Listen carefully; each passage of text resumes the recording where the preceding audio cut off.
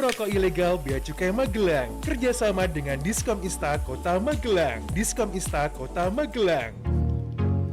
Ya, Assalamualaikum warahmatullahi wabarakatuh. 87,6 Unima FM, musik terbaik Mukri Watu Dimas. Selamat datang di Talk Show Unima FM. Dan ini bekerja sama dengan Bea Cukai Magelang dan juga Diskom Ista Kota Magelang pastinya ya. Tema kita kali ini yang sudah kita sounding dari kemarin adalah gempur rokok ilegal. Nah, seperti apa penjelasan seputar rokok ilegal ini? Di studio, sudah ada narasumber kita yang luar biasa. Kita kenal dengan baik ya. Beliau adalah sosok orang yang ceria, humble juga, Pak Siswanto, pejabat fungsional Bea Cukai Ali Pertama. Assalamualaikum Pak Siswanto. Waalaikumsalam, Mas Ferdi. Sehat Pak? Kok gantengnya nggak disebut Mas? Oh iya. Ya Mas Sis. Oh iya. Pak Sis, sehat ya Pak ya? Sehat, alhamdulillah. Luar biasa dengan apa sih? Sekarang udah dressnya komplit banget nih, ada jaketnya juga. Ini pakai motor masuknya saya pakai jaket. Oke, Pak Siswanto selamat datang di Unima FM. Dan di samping Pak Siswanto ada Mas Evin Septa, Komisi C DPRD Kota Magelang. Assalamualaikum, selamat pagi Mas Evin. Waalaikumsalam warahmatullahi wabarakatuh. Selamat pagi Mas Ferdi ya. Yes. Baru pertama nih, excited banget ternyata. Bagus sih studinya. Oh iya, terima kasih Mas Evin. Salam buat teman-teman di Komisi C ya, dari Ferdi Hasan. Oke, Kerabat Unima, yang pastinya fenomena yang muncul di permukaan menggambarkan masih banyak masyarakat yang belum aware ya, atau kurang peduli akan pentingnya legalitas suatu barang. Karena sebagian orang masih menganggap hal tersebut sudah biasa aja gitu, dan tidak mengapa jika tidak memenuhi persyaratan legalitasnya. Mereka tuh cenderung lebih memperhatikan sisi praktis dan tidak mengambil pusing segala sesuatu yang rumit ya.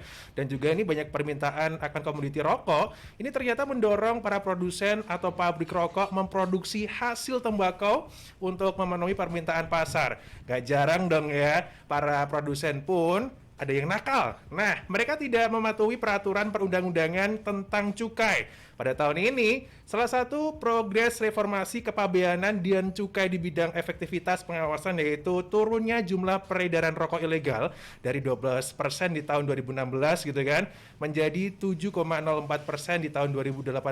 Tahun 2019 kemarin, DJBC pun diberi target oleh Menteri Keuangan untuk menekan angka tersebut dengan 3%. Wow, keren habis ya Kerabat Unima ya.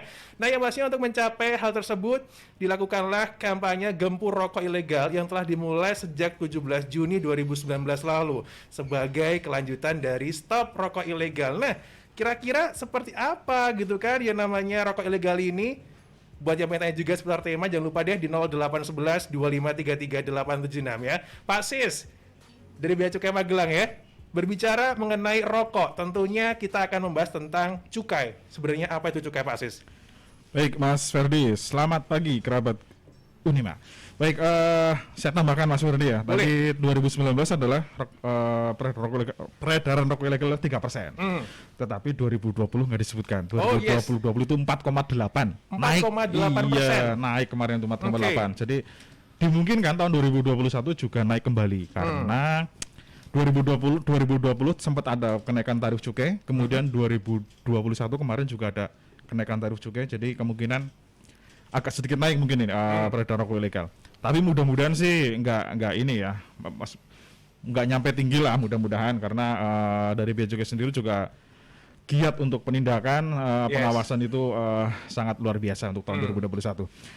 Baik, ini saya senang nih kalau bicara rokok karena kebetulan saya adalah seorang perokok. Saya adalah perokok berat. Oh ini sekarang udah enggak? Berat beli tapi. Enggak, kalau perokok berat itu kan kalau bagi perokok ini ya sehari itu sekitar satu orang itu 2 bungkus. Betul. Kalau saya itu satu aja. Satu korek gas tapi. Bisa ini Bapak. Ya, maksudnya pas main ketinggalan korek gasnya gitu.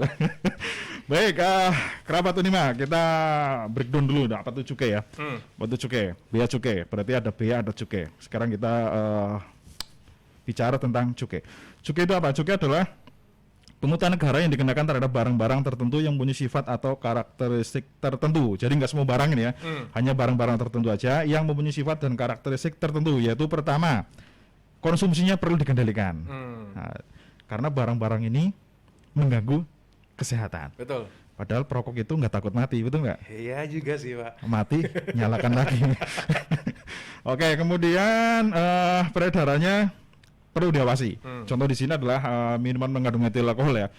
Itu kan apabila peredarnya tidak diawasi nanti bisa dikonsumsi sama anak di bawah umur ya. Makanya perlu pengawasan. Apabila perda dari suatu daerah mengizinkan, maka Bea Cukai pun akan mengizinkan. Kemudian pemakaiannya dapat menimbulkan dampak negatif bagi masyarakat atau lingkungan. Perokok pasif sama aktif itu bahaya mana, Mas Ferdi? Bahaya dua-duanya sih sebenarnya Pak, tapi yang pasif juga bahaya. Katanya sih lebih bahaya yang pasif ya. iya. Sebabnya tahu nggak kenapa? Karena menghirup ini asapnya Pak. Tapi kan sama-sama juga yang aktif juga ngisep asap juga kan? Apa aja bener Pak? Contohnya gini, contohnya ada bapak-bapak nih, dia perokok berat kan, perokok. Nah di sampingnya ada bapak-bapak lagi sama istrinya. Istrinya kebetulan lagi hamil nih. Oh iya. Nah suami istri ini tidak merokok udah pasti kan. Nah bapak-bapak yang sampingnya itu perokok berat itu ngerokok terus, balbel. Itu kira-kira suaminya marah nggak itu? Marah. Orang marah sama nggak marah tuh bahaya mana? Yang marah. Bahaya marah ya, berarti bahaya pasif ya. Oke. Iya, benar. Kita lanjutkan kemudian. Oke, pemakaiannya dapat itu ya menimbulkan dampak negatif sehingga perlu pembebaran pungutan negara demi keadilan dan keseimbangan. Itu seperti itu Mas Ferdi, sifat-sifatnya. Oke. Nah tadi Pak Siswa itu juga menyebutkan tentang barang-barang ya, yang kena cukai juga ya Pak ya. Nah kira-kira apa aja sih barang-barang yang ditetapkan sebagai barang kena cukai ini Pak Sis? Di Indonesia baru 3. Baru 3 jenis ya. Baru 3 jenis. Kalau negara luar itu banyak. Wow. Negara luar itu BBM, kendaraan bermotor itu bisa kena cukai. Tapi Indonesia itu baru 3. Yang pertama adalah etil alkohol atau etanol yang biasa kita gunakan untuk hand sanitizer itu. Itu adalah bahan bakunya etanol ya. Itu terkena cukai. Besarannya itu adalah 20.000 per liter. Kemudian minuman mengandung etil alkohol. Ini dalam kadar berapapun ya, jadi asal minuman mengandung etil alkohol dalam kadar berapapun itu terkena cukai, wajib bayar cukai. Contohnya di sini kalau minuman mengandung etil alkohol itu banyak, ada whisky, ada gin, ada anggur dan sebagainya lah. Kemudian hasil tembakau yang meliputi sigaret, cerutu, rokok daun, terus kelembak menyan, tembakau iris, hasil pengolahan tembakau lainnya yang terbaru, HPTL ya, contohnya vape. Nah itu seperti itu Mas Ferdi. Oke, itu adalah pengelompokan yang ini ya, yang barang kena cukai ya. Betul. Oke, lantas ini kan kita lagi mengangkat tema seputar rokok ilegal. Apa itu Pak sebenarnya rokok ilegal? Rokok ilegal adalah yang jelas kalau rokok legal berarti kan rokok yang dilekatkan pita cukai sebagai bukti telah dibayarkan cukai ya dan pajak kepada negara. Apabila dia ilegal berarti tidak sesuai dengan ketentuan undang-undang di bidang cukai. Itu seperti itu. Jadi tapi di sini dibedakan menjadi 5 sebenarnya. Atau saya break dulu atau belakangan? Boleh ini dulu Pak, dijelasin dulu nggak apa-apa. Oke, jadi rokok ilegal itu terbagi menjadi 5 di sini ya. Yang pertama adalah rokok polos. Nah, rokok polos berarti rokok tersebut kemasannya itu tanpa pita cukai. Sedangkan sebuah rokok dianggap telah membayar cukai itu apabila telah dilekatin pita cukai. Yes. Apabila tidak ada pita cukainya otomatis itu adalah ilegal karena tidak bayar cukai kepada negara. Kemudian yang kedua adalah rokok salah personalisasi. Jadi pabrik ini dibeda-bedakan menjadi beberapa golongan. Kalau SKM dan SPM itu dibagi menjadi 2 golongan, yaitu golongan 1 adalah pabrik yang mengkonsumsi lebih dari 2 miliar batang per tahun. Yes. Bisa dihitung ya, 1, 2 sampai 2 miliar. Nggak usah dihitung Pak. Kemudian kalau SKM juga sama, lebih dari 2 miliar batang adalah golongan 1. Untuk golongan 2 berarti di bawah 2 miliar batang. Kalau SKT itu golongan 3 adalah di bawah 500 juta. 500 juta sampai dengan 2 miliar adalah golongan 2, di atas 2 miliar adalah golongan 1. Nah, untuk golongan 2 dan 3 ini berlaku ada yang namanya personalisasi. Personalisasi itu sebuah kode atau istilahnya Pak, kode gabungan huruf yang mencirikan bahwa itu adalah punyanya si perusahaan tersebut.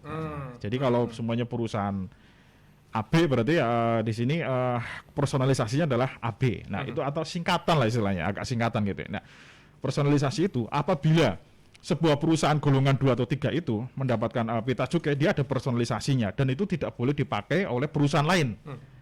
Apabila pita tersebut digunakan perusahaan lain, contohnya pita perusahaan A dipakai di perusahaan B, itu namanya salah personalisasi. Nah, itu yang kedua ya. Kemudian ketiga, pita cukai bekas. Pita cukai bekas seperti ini. Jadi sebuah rokok jual udah menggunakan pita cukai, kemudian pita cukainya itu dilepas, sudah dibeli sama orang ini ya, dilepas, kemudian dikembalikan ke pabrik, nanti sama pabriknya itu dilekatkan kembali, ke rokok lain, atau sama orang lain juga bisa, sama orang lain yang menjual rokok mungkin dilekatkan. Nah itu berarti menggunakan pita cukai bekas. Sedangkan sebuah rokok dinyatakan telah bayar cukai kan apabila dilekatin pita cukai, dan itu hanya berlaku sekali kan. Apabila dipakai lagi berarti nggak boleh. Itu berarti menggunakan pita cukai bekas itu adalah ilegal. Kemudian keempat adalah salah peruntukan. Salah peruntukan seperti ini. Jadi tarif cukai sebuah perusahaan rokok itu beda-beda ya. Jadi contoh segini. Untuk SKM itu untuk golongan 1 itu tarifnya adalah Rp865 per batang. Untuk SKT golongan 1 itu hanya Rp425 per batang. Jadi separuhnya kalau SKT ya, karena SKT kan dia menggunakan tangan untuk pembuatan ya. Jadi di sini padat karya sehingga pemerintah memberikan tarif cukainya itu lebih rendah. Modus yang digunakan oleh pabrik adalah rokoknya itu SKM, dilekatin pita cukai SKT. Wah, itu nakal, Pak, ya? nakal itu, itu nyorong hampir separuh ya. Itu salah peruntukan. Kemudian ada juga seperti ini. Tarif cukai adalah per batang ya. Contohnya tadi kan golongan 1 865 per batang untuk SKM. Per batang di sini. Nah, modus digunakan adalah rokoknya itu isi 20 batang semuanya nih ya. Dilekatin pita cukainya yang isi 12.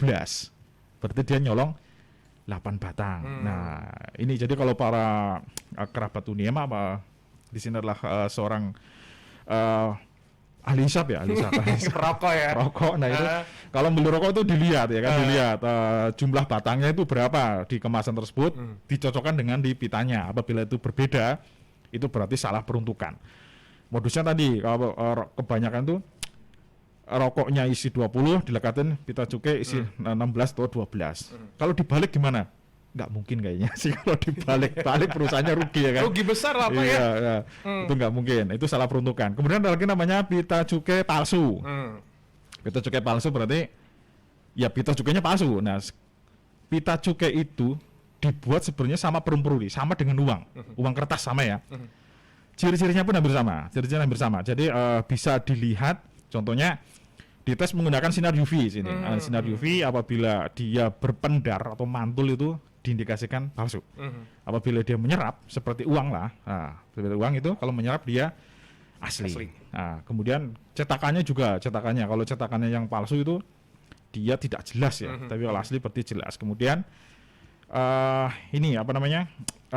Yang palsu itu nggak ada hologramnya biasanya. Kalau ada hologramnya itu asli. Itu ciri-ciri dari pita cukai palsu tadi ya. Itu Mas Wardi. Oke, terima kasih Pak. Saya sudah menjelaskan seputar apa itu rokok ilegal dan lain sebagainya ya. Aku pengen ke Mas Septa, Komisi C DPRD Kota Magelang. Mas Septa, berapa lokasi DBHCHT di Kota Magelang ini Mas Septa? Terima kasih Mas Ferdi. Yang pertama sebelumnya nih saya mau juga nyambung tadi Mas Sis. Ini tema pagi ini menarik karena kalau masih perokok berat saya pasif sama sekali tidak merokok. Waduh, patut dicontoh ini Mas Evin ya. Iya, terus pasti tabungannya banyak. Tapi juga ternyata tabungannya nggak banyak juga. Jadi tadi Mas Sis kan teknis gimana sih cukai itu? Apa sih cukai? Terus peruntukannya itu apa sih kan gitu. Nah, sedangkan pemerintah daerah ini kan kebagian hasilnya. Yes. Dana bagi hasil cukai tembakau itu ya Mas ya. Iya. Ini kan dari pemerintah pusat di-dropping sampai ke daerah. Nah, daerah ini di Kota Magelang terakhir ini kami dapat 700 berapa juta. Yang kemarin untuk tahun ini sekitar 700 sekian juta lebih lah, 700 lebih kalau nggak salah Mas, nanti bisa di cross check. 6,6 Pak. Sorry semuanya ya, 6,6 tetapi beberapa yang di breakdown di beberapa kegiatan kami 700 ada 6,6 Mas ya, 6,6 miliar. Ini kan kalau dari nasional berapa ratus triliun kan seperti itu, sehingga daerah kebagian untuk yang jelas pembangunan daerah ini kan banyak hal baik dari infrastruktur maupun dari sosial masyarakatnya. Nah, ini yang kita manfaatkan betul untuk kegiatan yang sifatnya membantu memicu pergerakan pemerintahan daerah. Nah, selama ini memang grafiknya kami juga rokok itu walaupun semakin mahal kok semakin meningkat terus ya Mas ya yang jadi Mas Sis ini kan berarti kan gajinya naik terus gitu loh. Oh, iya. Karena rokok mahal dia sehari kan tadi satu batang satu korek ya, satu korek ikan. Ternyata ini rokoknya sekarang kan 30.000 yang normal. Sehari dua katakanlah 2 bungkus sudah 60.000. Ini kalau dihitung 1 bulan udah lumayan. Lumayan, Pak. Ya. Sehingga ini memang kita manfaatkan sekali Mas untuk pembangunan di Kota Magelang. Oke, Mas Evin, bidang apa aja sih yang bisa dibiayai oleh DBHCHT di Kota Magelang ini? Oke, sebenarnya secara teknis petunjuknya ada. Seperti misalkan untuk bina lingkungan, untuk pemberdayaan sosialisasi segala macam lah, banyak hal termasuk untuk pembangunan infrastruktur. Nah, sejauh ini yang saya kemarin tangkap yang agak menarik, ini ada satu plotting juga anggaran untuk kebudayaan. Jadi dari 6,6 tadi disebutkan Mas Sis, ini salah satu kegiatannya 700 sekian berapa untuk pengembangan kebudayaan. Nah, ini yang saya kira juga sangat kami rasakan sekali betul, karena kalau menggantungkan dari APBD tentunya juga apalagi Covid ya Mas, kita belum bisa banyak bergerak sehingga ya harapannya kalau yang Mas Sis yang pada ngerokok nih terus ngerokok aja nggak apa-apa gitu loh. Waduh, iya, jangan dong Mas, jangan. Biar kami juga bisa dapat tambahan gitu. Kita juga ada ini Pak, apa sih larangan untuk rokok juga sih sebenarnya. Jadi saya tuh dulu sebenarnya nggak merokok, merokok. Tapi setelah saya pindah ke luar Jawa ya, ke Samarinda, saya itu kan keluarga tak tinggal, akhirnya aduh daripada pusing saya ngerokok. Jadi orang ngerokok sebenarnya lebih ke arah stres sebenarnya. Kita melampiaskan ini ya biar nggak stres ya Pak ya. Oke. Ada lagi Mas Evin untuk bidang-bidang yang dibiayai oleh DBHCHT ini? Saya kira banyak Mas, kalau termasuk kegiatan pemberian bantuan juga banyak untuk kaitannya dengan pemberian bantuan kepada para pelaku UMKM. Ini juga banyak dari sumber dari DBHCT, termasuk COVID ini juga kita manfaatkan betul karena dananya memang kita arahkan ke hal yang punya punya multiple effect. Jadi dari arahan pusat untuk PEN termasuk kesehatan dan pendidikan ini yang perlu kita prioritaskan. Semuanya olahraga juga kadang kita dorong, padahal olahraga sangat menghindari rokok, tetapi faktanya juga bantuan dari hasil rokok ini juga besar sekali Mas. Semua kan sponsornya paling besar dari rokok. Makanya itu. Ini ya harus diatur itu betul. Saya kira peran kami pemerintah juga memastikan dari segi pengawasan, dari segi implementasi di lapangan, kebijakan yang kita susun untuk bisa meminimalisir peredaran rokok ilegal, saya kira perlu Mas. Perda mungkin nanti ke depan lah, termasuk kalau di Magelang ini banyak juga produsen lokal ya Mas ya, yang bikin rokok ya. Ini juga betul, tadi saya juga ingat di tempat saya itu pernah ada yang beli rokok dengan satu merek lokal ya Mas, dia nanti bungkusnya bisa laku dijual lagi. Nah, ini kan juga ada indikasi yang tadi disampaikan oleh Mas Sis, bisa digunakan lagi segala macam. Ini yang saya kira juga peran kami pemerintah daerah ini juga perlu memberikan sosialisasi yang yang kontinu lah Mas. Jangan ketika ada momentum dari atas turun ke sini terus kita enggak, tapi kita kontinu, kita sadarkan masyarakat termasuk para penjual bahwa negara juga berhak mengatur dan mendapatkan kontribusi untuk dari yang jual tadi itu. Saya kira itu Mas. Oke Mas Evin. Nah tadi kan sempat dijelaskan juga bahwa dana DBHCHT ini di Kota Magelang juga lumayan ya Pak ya, 6,6 ya. Nah gimana DPR di Kota Magelang melakukan pengawasan terhadap penggunaan dana tersebut? Oke. Skema atau alur anggarannya kan memang masuknya langsung ke eksekutif. Nah, ketika laporannya di BPKAD, ini biasanya nanti otomatis kami DPRD juga berhak mengetahui berapa sih yang tahun ini kita dapat, terus rencananya mau buat apa kan seperti itu. Nah, sehingga ketika memang ada hal-hal yang sifatnya strategis atau memang perlu perhatian khusus dorong, ini biasanya kami adakan rapat koordinasi untuk membuat skema anggaran itu untuk tepat sasaran. Untuk pelaksananya pasti kita awasi, termasuk di lapangan kadang-kadang kami juga checking ke lapangan, sudah misalnya fisik terus tekan gitu, terus sudah beres atau belum, termasuk yang kebudayaan ini kami lihat di tahun ini ada 700 sekitar berapa yang diberikan untuk kebudayaan dari DPHJT itu untuk pagelaran budaya apa gitu ya, saya lupa. Ini yang saya kira juga efeknya bagus sekali Mas, untuk apa masyarakat Kota Magelang, para pelaku seni juga bangkit, termasuk nanti juga masyarakatnya juga pasti ikut tergerak untuk bisa perputarannya nanti banyak. Saya kira itu Mas. Oke. Mas, kalau di Kota Magelang sendiri kan apakah ada daerah yang penghasil tembakau?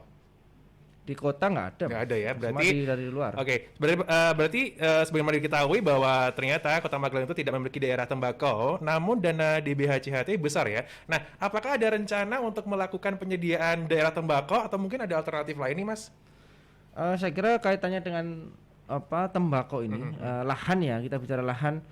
Lahan ini kan tidak hanya butuh lahan, tapi lahan itu bisa digunakan atau tidak kan seperti itu. Yes, benar. Sehingga secara persyaratan minimal lahan ini kan ada lah. Kalau di Kota Magelang data kami dari segi luas wilayah 17,53 km persegi, untuk lahan pertanian hanya sekitar nggak nyampe 10%. Ini tentunya sangat bukan mustahil, sangat tidak dimungkinkan Mas. Nah, kita alih fungsinya untuk pertanian ke yang lain, sehingga untuk tembakau ya memang di luar Kota Magelang.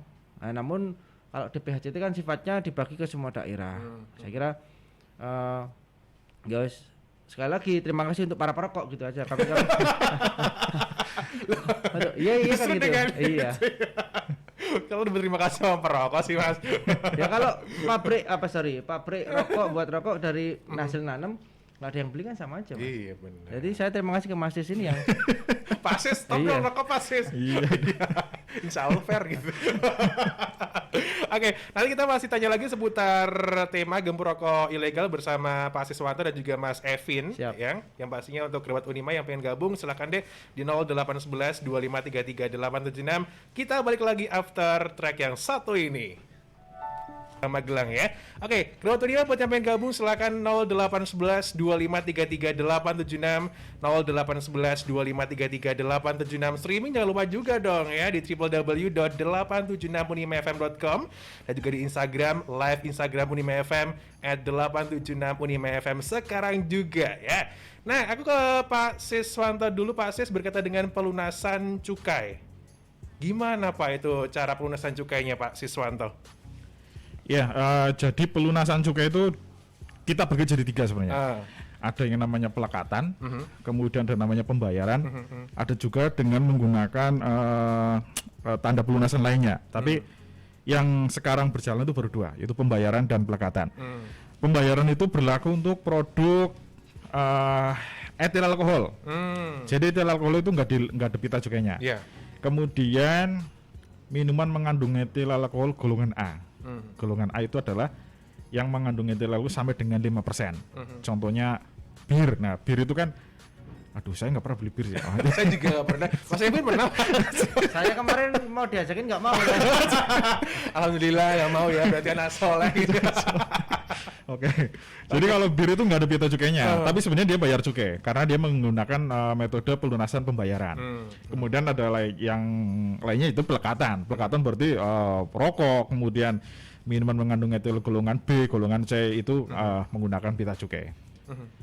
Itu seperti itu Mas Wardi. Jadi ada 2 ya. Apa yang sedang ini berlaku juga 2, yaitu pelekatan dan 2 ya Pak ya. Pelekatan dan ini pembayaran. Nah, tadi sempat pas penjelasan seputar rokok ilegal, Pak Siswanto juga mengatakan pita cukai dan pita cukai ya. Sebenarnya pita cukai itu apa Pak?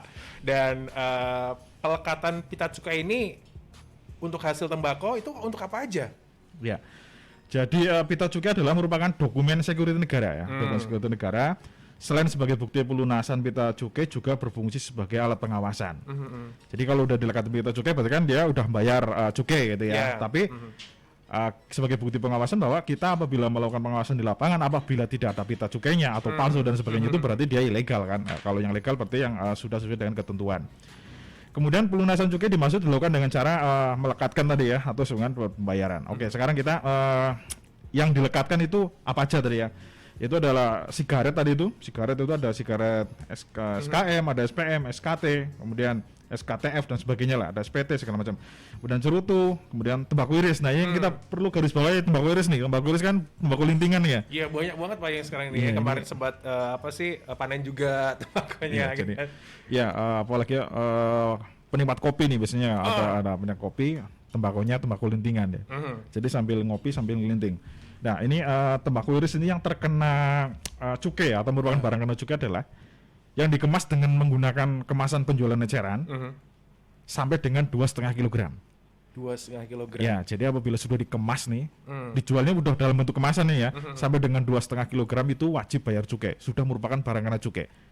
Tetapi yang tidak dikemas dengan penjualan eceran sebagai penjualan eceran, contohnya di sini tembakau yang di pasar tuh awul-awul gitu ya, itu bukan barang kena cukai, tidak dipungut cukai.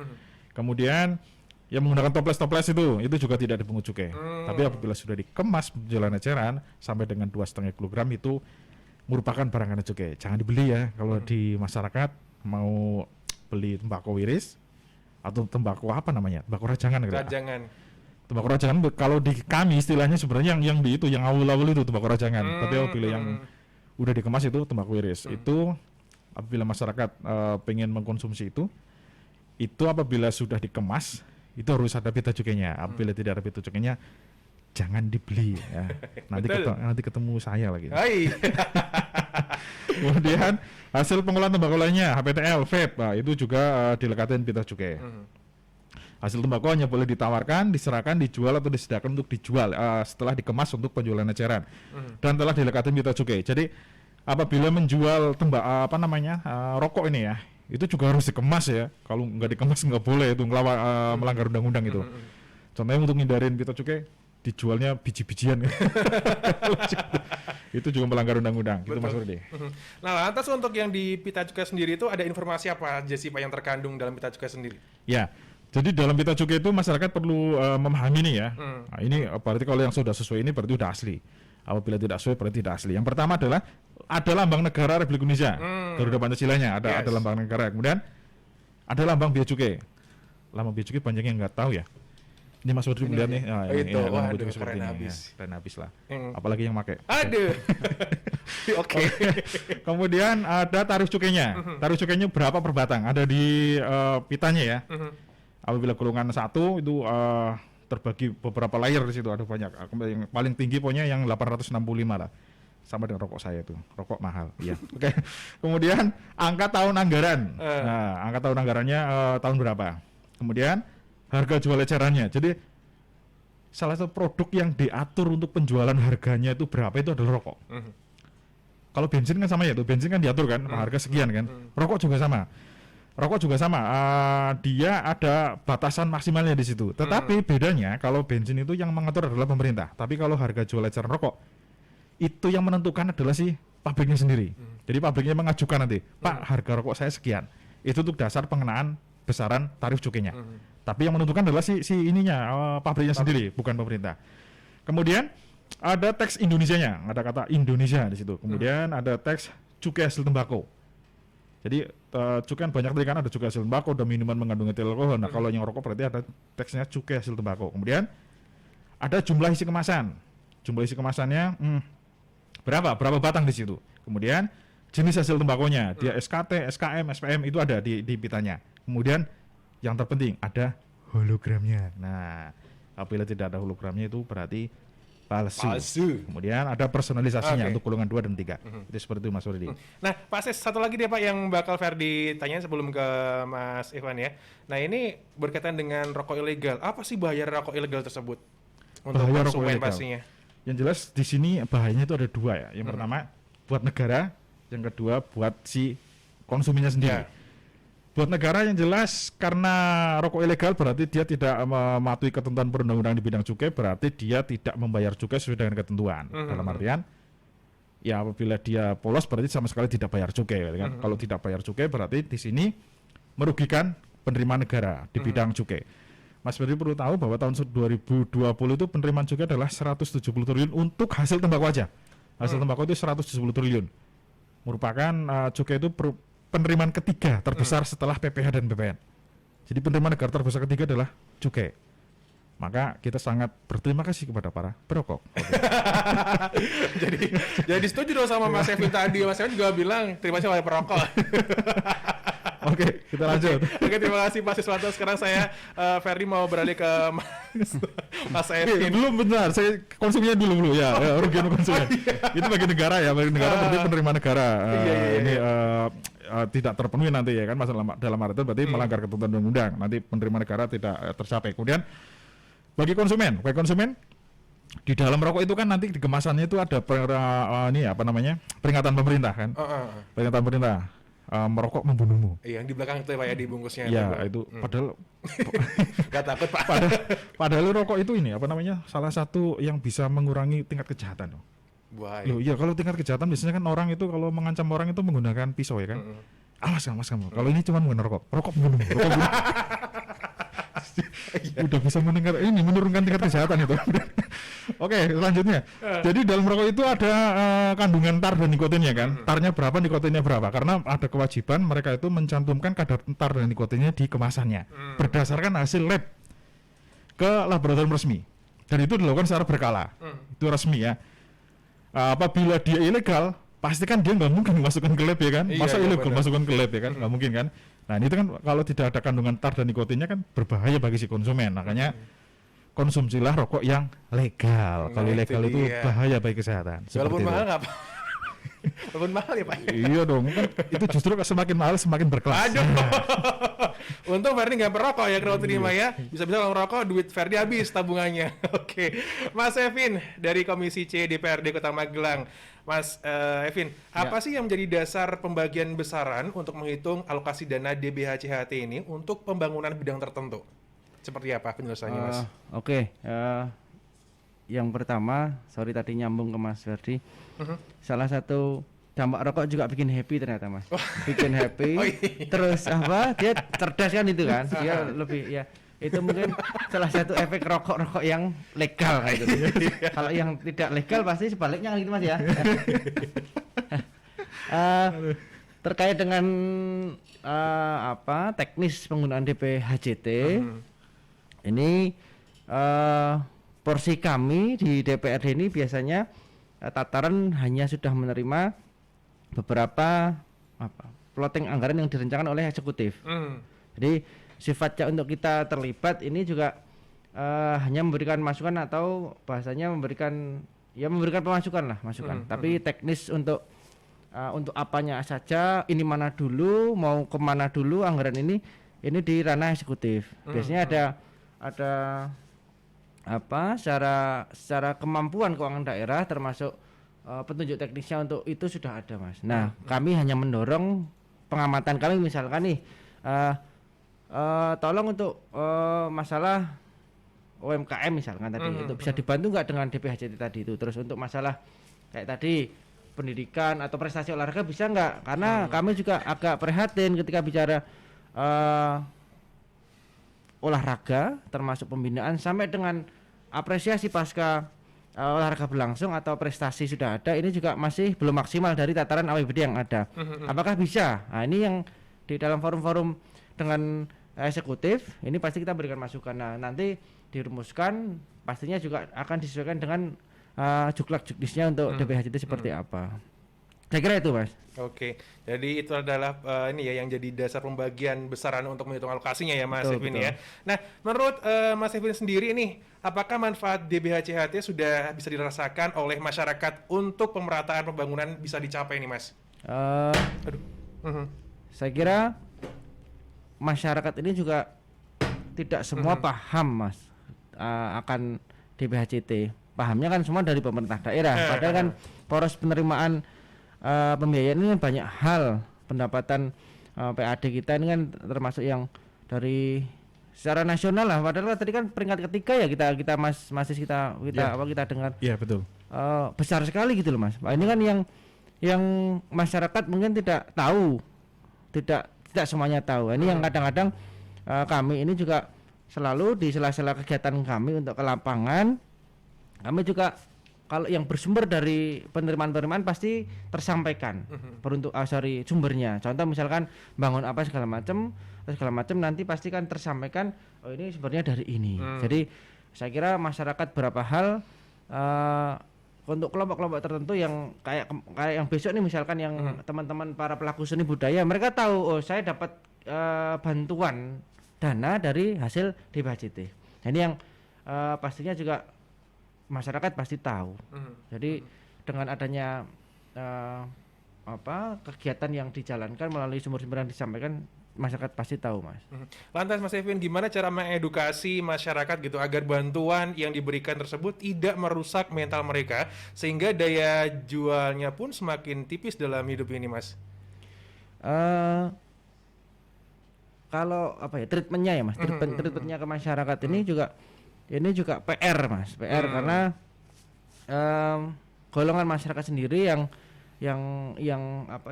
praktis menerima bantuan kan menengah ke bawah ya, yang perlu banyak kita pacu untuk pemahamannya.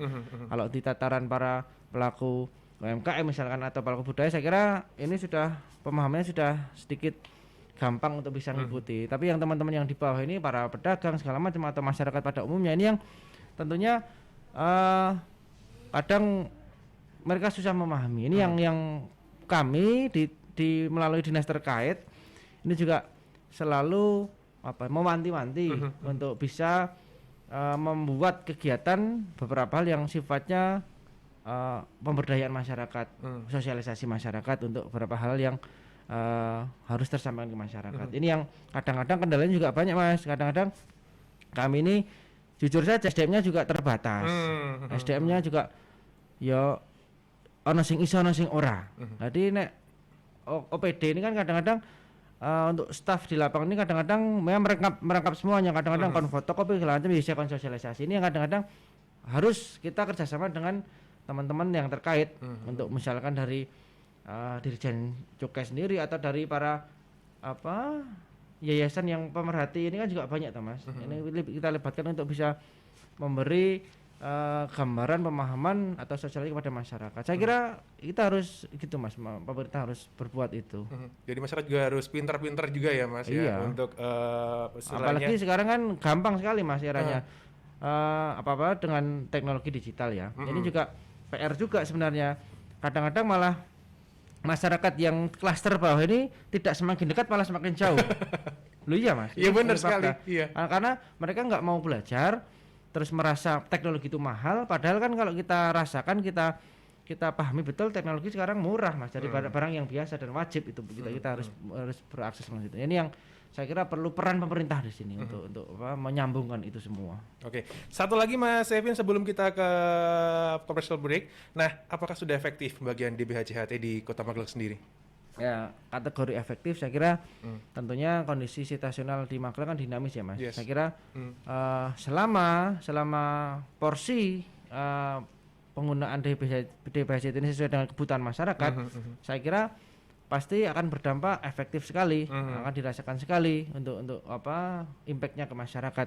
Dan saya kira juga teman-teman yang terkait dari pemerintahan baik eksekutif maupun legislatif juga mempunyai tolak ukur yang tepat untuk penggunaan dana ini, sehingga memang betul-betul digunakan untuk hal yang sifatnya bisa ke masyarakat dengan baik. Saya kira itu, Mas. Siap, terima kasih Mas Evin ya sudah menjelaskan seputar tentang DBHJT di Kota Magelang sendiri. Kerabat penyimak yang masih bergabung silakan di 0811 2533 876. Kita balik lagi after commercial break yang satu ini. Kerabat penyimak, terima kasih sudah gabung di 0811 2533 876 bertanya seputar gempur rokok ilegal. Nah, nanti pertanyaan kerabat Unima bakal dijawab sama Pak Siswanto dan juga Mas Evin pastinya ya. Yang pertama ketemuan sama bentar sini scroll dulu. Ada Alvito di Mertayudan ya. Kalau ada penjual di warung yang menjual rokok ilegal tidak berpita cukai, si penjual tidak tahu tuh apakah itu rokok ilegal atau tidak. Ada sanksi nggak untuk si penjualnya? Ya, Masis. Ya. Jadi namanya undang-undang itu apabila sudah diundangkan atau menjadi lembaran negara itu, maka setiap orang warga negara Indonesia itu harus mematuhinya. Baik tahu ataupun tidak. Waduh. Ya kan. Teman-teman dianggap sudah tahu karena itulah sifat undang-undang kan. Jadi memang di sini sanksinya itu lumayan berat ya, sanksinya lumayan berat. Contoh rokok contohnya nih ya, bagi setiap orang yang mengedarkan, menyerahkan, menjual rokok salah personalisasi, itu adalah ancaman hukumannya adalah 1 sampai dengan 5 tahun penjara dan atau denda 2 sampai 10 nilai kali cukai yang seharusnya dibayar. Kemudian untuk rokok palsu, pita cukai palsu nih ya, pita cukai palsu ini setiap orang, jadi setiap orang nih baik yang membeli atau menjual atau menyerahkan itu ancaman pidana 1 sampai dengan 8 tahun atau dan atau pidana denda 1 sampai dengan 20 kali nilai cukai yang seharusnya dibayar. Kemudian juga pita cukai bekas ya. Pita cukai bekas ini apabila ada yang menyerahkan menjual, ini ancaman pidananya adalah 1 sampai dengan 8 tahun. 1 sampai dengan 8 tahun dan atau denda 1 sampai 20 kali nilai cukai yang seharusnya dibayar. Kemudian ada lagi yaitu untuk yang polos ya. Polos itu ancaman pidananya adalah 1 sampai dengan 5 tahun. Pidana penjara, kemudian dan atau denda 2 sampai 10 kali nilai cukai yang seharusnya dibayar. Nah, ini bagi masyarakat, contohnya pedagang ini tidak tahu ya, tidak tahu. Sebenarnya ketahuan sebenarnya. Ketahuan sebenarnya. Biasanya itu rokok ilegal itu si si sales itu ya. Sales itu ada 2 ya. Biasanya pertama adalah nitip, istilahnya nitip ya. Pak nitip ya. Nitip, kalau udah nitip itu biasanya ada tanda tanya di situ. Kemudian yang kedua memang dibayar, memang dijual ya, memang dijual, tapi pasti harganya lebih murah jauh itu. Ciri-ciri rokok ilegal pasti harganya jauh lebih murah. Jadi apabila pedagang ini juga harus hati-hati bahwa ada sales yang menjual rokok itu juga ditanya, boleh tegaskan ya, ini legal atau ilegal. Jangan sampai nanti pedagang menjual rokok yang ilegal dia sendiri tidak tahu. Soalnya apabila kami menemuinya, pertama mungkin kami akan mengingatkan ya, apabila jumlahnya sedikit, apabila jumlahnya banyak berarti kan sudah pemain itu ya. Itu pasti akan kami tindak. Dan apabila setelah diingatkan kembali melakukan ya mau nggak mau kami akan tindaknya. Itu seperti itu Mas Ferdi. Penjual harus pintar juga ya. Iya. Harus cari-cari informasi di internet kan banyak ya nggak Mas Alvito. Apabila sudah tadi kan sudah kita jelaskan ilegal seperti apa ya kan. Oke, terima kasih Pak Asis ya. Ada Mbak Retno di Secang. Fair kalau Bea Cukai mengadakan sidak terus mengamankan rokok ilegal, setelah itu diapain? Ini pasti curiga dia. Dirokok sendiri Mas ya. Dirokok sendiri Mas. Pases nah, gitu ya tadi perokok berat soalnya. Ini saya yakin dia curiga. Baru curiga makanya diapain Pak setelah itu diamanin rokoknya. Jadi kemarin nih tahun 2021 nih ya, 25 Maret 2021 kami telah melaksanakan pemusnahan barang milik negara berupa hasil penindakan. Di sini ada 557,6 ribu batang rokok. Wow. 557,6 ribu batang rokok dimusnahkan. Jadi kami bakar di sini. Bakar ya Mbak Retno ya. Bakar sendiri ya. Bakar. Rokok bareng-bareng kan. Kami bakarnya benar-benar bakar di tungku di sini ya. Benar-benar dimusnahkan. Kemudian ada 20.000 gram tembakau iris, itu juga kami musnahkan. Kemudian 3,6 ribu mililiter vape, itu dituang ini, kalau ini dituang. Kemudian 93,4 ribu mililiter minuman mengandung etil alkohol, ini juga kita tuang, dituang, dipecahkan, dituang. Benar-benar itu kita musnahkan. Nilainya itu sekitar 577 juta kerugian negara kemarin. Jadi jangan curiga ya, kami tidak. Ini kami sita, kemudian nanti menjadi barang milik negara, kemudian nanti akan dimusnahkan karena sifatnya tidak maksudnya tidak bisa digunakan, seperti itu. Oke, jadi yang curiga sama Pak Sus ya. Oke, terima kasih ya Mbak Retno ya. Ini untuk Mas Evin, ada lintang di Sawangan, apakah dana DBHCHT sudah ada di Pemkot semuanya? Yang jelas di Kota Magelang ada. Saya kira kalau kami meruntut membaca peruntukan DBHCT secara nasional, ini memang pastinya dibagi ke semua daerah. Ini yang mungkin besarannya yang beda-beda. Terus penggunaannya juga beda-beda. Tapi juklak juknisnya pasti sama. Jadi saya kira jawabannya adalah pasti tersampaikan di daerah. Oke ya. Terima kasih buat Lintang. Ada Ilham di Magelang. Di Kota Magelang paling besar alokasi DBHCHT di bidang apaan sih, Fer? Gimana Mas? Paling besar untuk bidang apa ini? Kesehatan alokasi ya rata-rata ini kalau bicara COVID ini ya, ini juga pasti larinya ke kesehatan dan pemulihan ekonomi. Mereka larinya ke situ. Tapi ketika kondisi normal, saya kira juga semua kita melihat rencana rencana pemerintah yang sudah dikerjakan seperti apa. Nah, nanti ini sifatnya hanya membantu.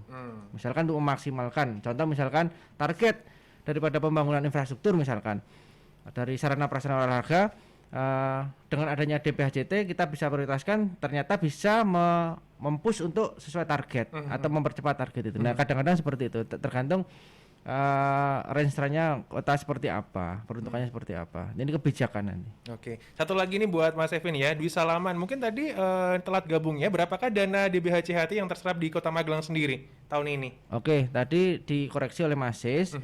Saya menyebutkan tadi salah satu kegiatannya yang tersampaikan di plotting anggaran, tapi secara kumulatif semuanya ada 6,6 miliar ya Mas ya. Iya, 6,6 miliar. Itu duit semua itu Mas. Duit semua ya. Yalah, masa uang ini daun. Ada Juliana juga. Kamu tanya kenapa sih rokok ilegal harus ditekan peredarannya? Terima kasih. Pasti Ya itu, Pak. kalau tidak ditekan nanti banyak rokok ilegal berarti kerugian negara semakin tinggi ya kan. Jadi kita ini hitung-hitung aja. Jadi cukai tembakau itu sekarang tahun 2020 170 triliun ya. Nah, tingkat di situ peredaran rokok ilegal 4,8. Berarti 4,8% dikalikan 170. Berarti sekitar sebentar saya berpikir dulu Mas. sekitar 7 triliun. Sekitar 7 triliun. Nah, 7 triliun hilang loh itu. Nah, apabila dibiarkan semakin tinggi berarti kan penerimaan negara semakin direnggut sama rokok-rokok ilegal ini kan. Berarti kita bersama-sama Bea Cukai, bersama-sama masyarakat, bersama APH lain juga kita bersinergi untuk bersama-sama menekan peredaran rokok ilegal. Oke, satu lagi nih sebelum kita closing ya Crowd Unima ya, karena sudah mepet banget waktunya. Ada Dea, dia bilang gini, saya konstituennya Mas Evin loh, WK. Oke. Ini fans berat nih. Mbak dia tanya, adakah alokasi dari DBHCHT program milenial gitu Mas ya, yang nyasar kira-kira untuk membangun bangsa? Gimana Mas Evin, apakah ada alokasi untuk program milenial anak zaman now gitu? Oke, terima kasih sekali. Ini forum juga yang kebetulan nyambung. Ya, saya tangkap Mas ini sebagai aspirasi untuk kami. Betul. Kami akan dorong tentunya varian kegiatannya apakah bisa menyentuh di hal-hal yang sifatnya untuk kaum milenial. Saya kira bisa ketika nanti semua parameternya masuk, terus kegiatannya jelas, saya kira bisa dikerjakan. Jadi untuk Mbak Dia jangan khawatir, aspirasi sudah kami terima, nanti kita coba diskusikan untuk bisa direalisasikan. Oke, semoga anak zaman now bisa merasakan juga ya untuk alokasi dana di BHCHT Kota Magelang sendiri. Terima kasih yang sudah bertanya. Mungkin closing statement dari narasumber, dari Pak Siswanto dulu, silakan seputar gembur rokok ilegal. Iya, bagi masyarakat minimal jangan konsumsi rokok ilegal. Minimalnya ya. Kemudian apabila menemukan peredaran rokok ilegal di masyarakat, silakan laporkan kepada kami di nomor 0293 362 403 atau melalui WA 0811 2640 225. Oke. Nanti apabila memang laporan tersebut memang kita tindak lanjut memang mendapatkan temuan, nanti kasih hadiah. Ada. Itu udah tunggu. Oke. Itu aja Pak. Itu aja. Terima kasih Pak Siswanto ya. Mas Evin silakan Mas seputar gembur rokok ilegal ini closing statementnya. Oke, kami tentunya berharap Mas kepada masyarakat pada umumnya gembur rokok ilegal ini artinya semua akan berimplikasi balik kepada masyarakat. Artinya penerimaan yang tersampaikan tadi oleh Mas Sis, nanti tugas kami yang bisa mengejawantahkan untuk kepentingan masyarakat. Nah, kami juga selalu jangan pernah khawatir kepada kami, kita sama-sama bergerak dari teman-teman pemerintahan, dari semua yang terlibat, kita sama-sama menjaga komitmen untuk bisa mengawasi ini betul, meminimalisir betul, karena ini salah satu potensi penerimaan yang harus kita selalu jaga. Karena kalau mau membangun dari sumber-sumber yang ada, salah satunya dari perputaran ini, saya kira ini yang harus kita selalu kita awasi betul, sehingga masyarakat betul jangan takut, terus jangan sungkan-sungkan ketika bertanya, ketika pengen tahu ataupun pengen melaporkan beberapa hal yang dirasa janggal di masyarakat yang kaitannya dengan rokok ilegal tadi. Jadi mungkin tidak hanya di Dirjen Bea dan Cukai, tapi kami selaku wakil dari masyarakat, pemerintah Kota Magelang juga bertanggung jawab sama dalam memerangi rokok ilegal ini. Saya kira itu, Mas. Oke, terima kasih Mas Evin Septa, Komisi C DPRD Kota Magelang, dan juga Pak Siswanto, pejabat fungsional Bea Cukai ahli pertama, sudah hadir di Unima FM. Dan Kerabat Unima, terima kasih juga sudah mendengarkan Talk Show Unima FM. Ini kerjasama dengan Bea Cukai Magelang dan juga Diskom Insta Kota Magelang.